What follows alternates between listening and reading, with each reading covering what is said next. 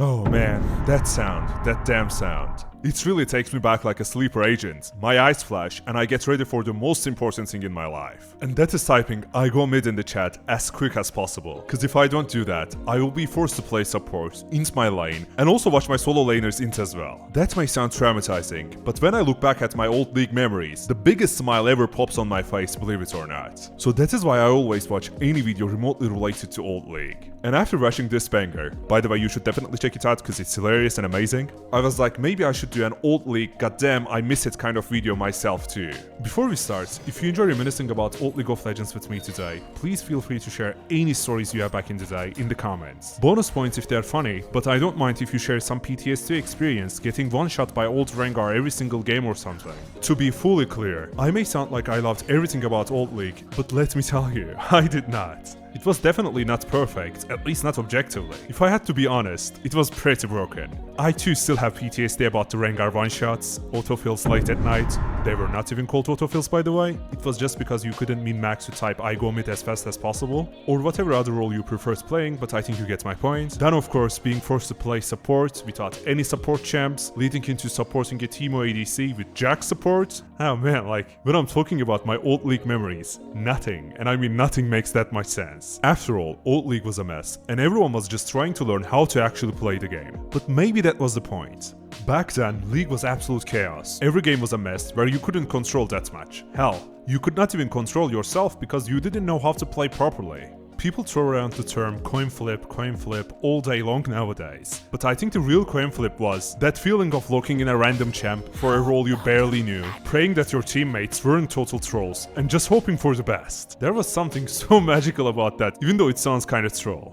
I really don't want to sound like, oh kids nowadays don't even know how hard it was back in the day meme, but honestly what we had back in the day would look like Stone Age compared to what we have now. There's a jungle pathing suggestion now, and we have these paths that help you, which pretty much guarantees you can jungle with any champion. But in the past, jungling was so damn hard, you could actually die, and had to recall again and again if your champion's clear wasn't good enough. Yes, League today doesn't really hold your hand compared to some other games, but compared to the old League, well, it really does. Anyway, that was my general thoughts and feelings about old League and how broken but also fun it was. Now I just want to focus on a few specific points and stories, which still haunt me to this day. So the first and second thing I want to talk about are kinda interconnected. Firstly, assassins were giga broken, and second, no one knew how to play against them. The lack of knowledge in my part, and to be honest this applied to almost everyone unless you were like extremely high elo, was massive when it came to playing against assassins effectively.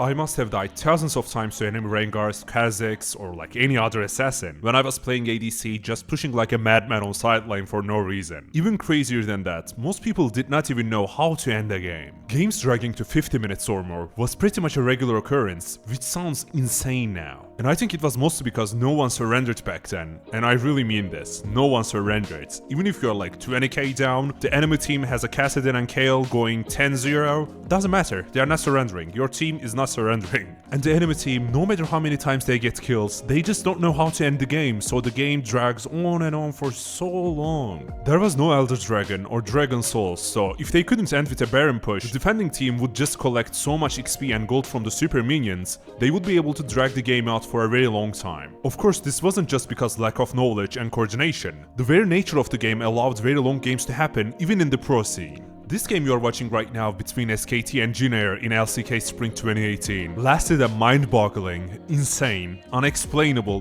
94 minutes. That is an hour and a half and some more. Like, what is going on? Looking back, one of the other key things that stand out as hilarious and weird was the tank meta. And I'm not just talking about tank champions being strong. No, it got to a point where people started playing tank fizz top, tank echo top, like it was unreal. But it was so much fun at the same time. These weird strategies were fueled not only by champions, but thanks to items on their own as well. There was this item that I still miss by the way, even though I know it was not healthy for the game, called the Zizzirat Portal. Man, what an iconic item. I'm not even going to tell you what it was like or what it did. I'm just going to show you. I must have forgot. El truco. It's just you, Trey. Only you. Just end, please, for the love of God. Riven's on our way. I Come on, Trey. Come on, Trey. Trick, you don't know!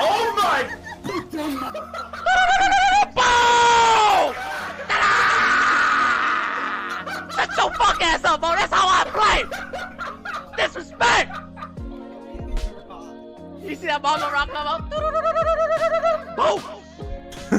So yeah, plays like that are the core of my League memories. Back before we had proper balancing, the ability to pick your role as you queue for a game, or general proper macro, whatever you wanna call it. I'm actually going to keep it short today and not bore you on a single video, because I honestly can talk about the weird tank meta, or Ardent Sensor going insane in Worlds 2017, and many other things for hours and hours, but I don't think that would be optimal. Once again, I really want to encourage you sharing some of your own experiences in the comments, because who knows, maybe I'll actually do a follow-up video to this one, just reading your comments and talking about the same topics myself. So I sincerely hope you enjoyed this nostalgia session with me, and I hope to see you next time. Please do not forget to subscribe, like, comment, punch your screen, jump up and down 3 times, and last but not least, take care of yourself until the next one.